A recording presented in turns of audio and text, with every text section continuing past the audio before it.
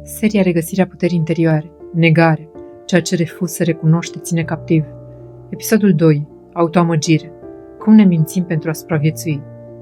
Ne place să credem că ne cunoaștem, că vedem lucrurile clar, că avem discernământ, că știm cine suntem.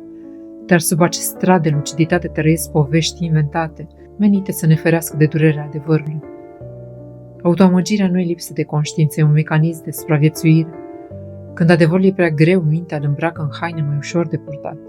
Îl transformă în explicații, în justificări, în rațiuni frumoase. Nu sunt rănit, doar ocupat. Nu e toxic, doar complicat. Nu am nevoie de ajutor, doar am o perioadă. Așa ne mințim, nu din răutate, ci din frică. Frica de a simți gol, respingerea, vinovăția, rușine.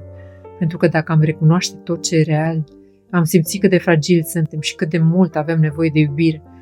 Autoamăgirea e arta subtilă de a ne ține departe de noi, de a construi realități paralele, confortabile, dar fără viață. E ca o casă din oglinzi.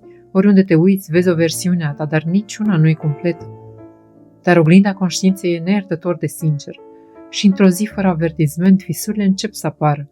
Cuvintele nu mai conving, explicațiile obosesc, zidurile minții se subțiază până când adevărul pătrunde prin ele nu ca o pedeapsă, ci ca o respirație.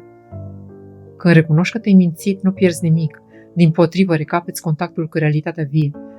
Cu acel da, așa e, care nu mai are nevoie de scuze. Pentru că sinceritatea cu tine însuți nu te micșorează, te reconstruiește. Adevărul e vindecător nu pentru că e plăcut, ci pentru că e real. Și realitatea, oricât de grea, e întotdeauna mai ușoară decât povara unei iluzii bine întreținute. Autoamăgirea te ține în viață o vreme, dar conștiința te aduce înapoi la viață cu adevărat.